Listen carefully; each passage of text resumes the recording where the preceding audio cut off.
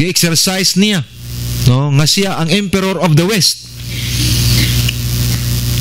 Apan si Odo Acer resolved to abolish that useless and expensive office. Wa niya gikinahanglan to nga opisina, nga posisyon. Oo, nga siya ang king, no, siya ang king. Kay nga naman naamanggoy emperor. Ang emperor labaw pa kay sa king. So ang nahitabo nga nagkaaway, nagkagubot sa gihapon. Og unfortunately si Agostolos nga emperor nahimong nawala sa iyang posisyon. Tungod lagi sa maong panghitabo, nakita niya nga hapit na sa mapildi, ni-resign siya, no, si Agostolos. He signifies his own resignation to the Senate, and they solemnly disclaimed the necessity or even the wish of continuing any longer the imperial succession in Italy. So nawala. Kaya for how many decades emperor gyud na nya mo sunod ang anak. O ingana kung way anak, ang konsul pilian sa konsul kay it's either duha ka konsul or tulo ang naa. Kumbaga sa ato apa mga prime minister.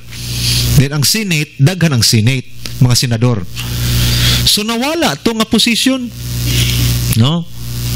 Nawala. Ang ilang na silang unahuna, kung mawala man ang monarch, kay mamana sila kung ang emperor, no? Wala na yung makaprotect kanila, both ang east and the west. Apan pinaagi sa king nga naamay king, no? Mao nang ilang saligan. Mao nang ilang saligan. Wala kung mawala man ang emperor. So ang gihimo para lang maatis ang Rome, gidivide. Okay, gidivide kay siyempre ang unahuna ani nila nga nganong mag-away-away man ta nga puros raman ta mga Italian, mga Romans.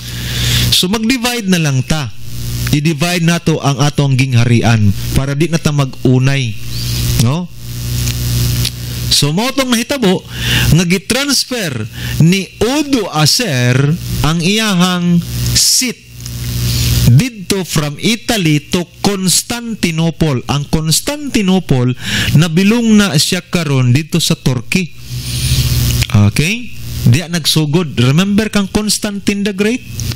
Oh. So Constantinople gitawag the Republic. No? Ang Rome is a republic. Oh. So dito nabahin. So dunay eastern, dunay western. Dunay emperor ang both. Okay? Mao ning nahitabo igsuon.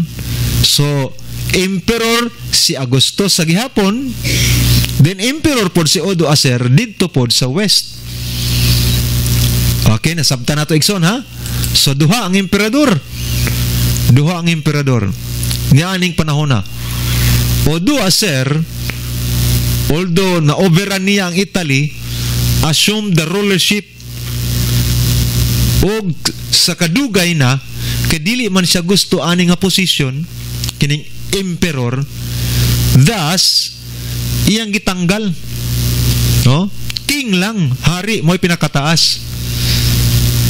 Og ang gibuhat mo ni Agostolos dito po sa pikas kay nawala naman unta malipay siya kay naanay isa ka emperor, pero agi respeto may resign po siya from that position and had the seat of the empire transferred to the east to Constantinople. Iyang gisurrender po.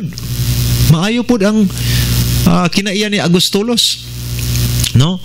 This ultimately was the death nail to the final remnants of the Western Empire, bringing about the final extension in 476 AD by Odo Acer. So grabing impluwensya ni Odo Acer ni ining panahon na, no?